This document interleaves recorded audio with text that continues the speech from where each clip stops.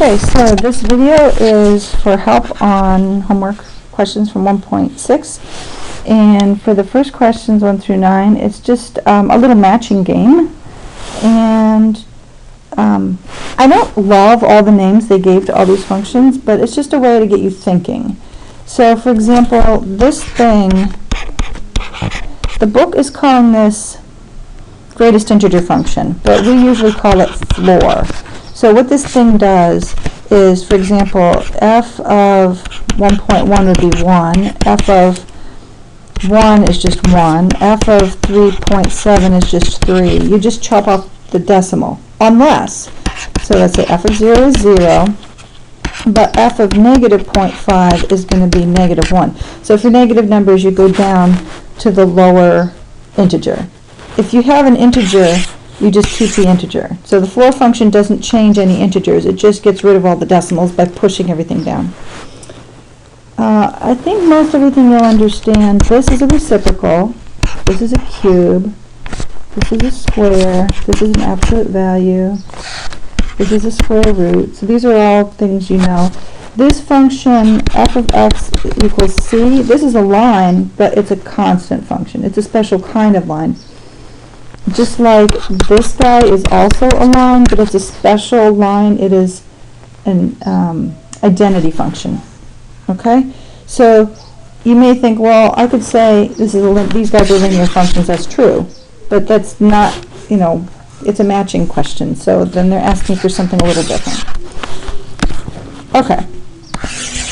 The other question I want to explain to you, question 35 through 37, you will do on your own, but I wanted to give you an example that's similar.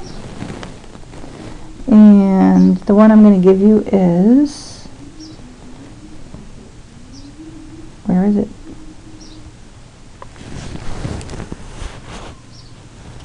My page flipped over. I was in section 1.7 by accident. Okay. I want to give you number 38. Okay, and this function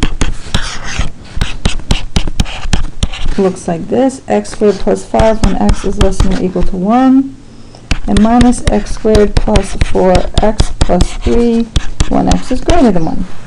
So you can look at Wolfram Alpha, and I've got this set up over here. If you type the word plot, you put your first function, comma, and your second function, and Wolfram Alpha will actually just plot that for you and give you an idea for what's going on.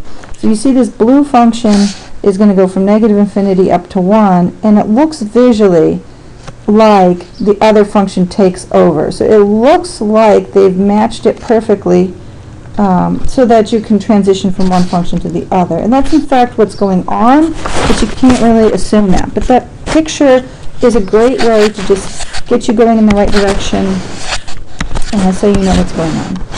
X equals 1 is right about here, and if what we saw in the picture was right, we should look for something roughly like that to be going on. Let's double check that this guy at x equals 1, which is 6, this should be 6 and this should be 6. So negative 1 plus 4 plus 3 is equal to 6. So these guys are matched. So when you plot these guys, if they weren't matched, this function is the one that has the filled in barbell. And this function, so I'm going to make this one blue, this is the one that would have the empty barbell. Okay? And so they kind of fit together like that. So there's no discontinuity there. But if you had to separate these, like if I then change this to 13, then the blue function would lift up. Or if I said instead of plus 5, I said minus 5, right?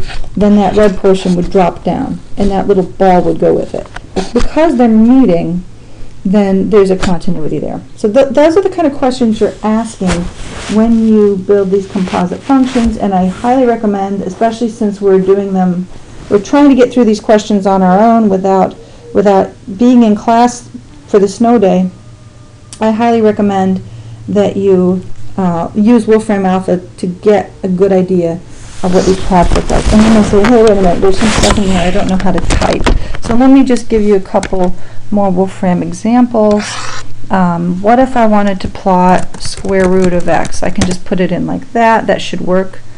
Is there anything else you need to know? I think that's it.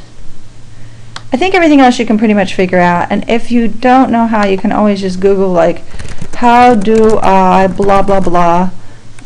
Yeah, how do I blah blah blah? You know how to Google. How do I blah blah blah on Wolfram Alpha, and there you go. I guess that's it.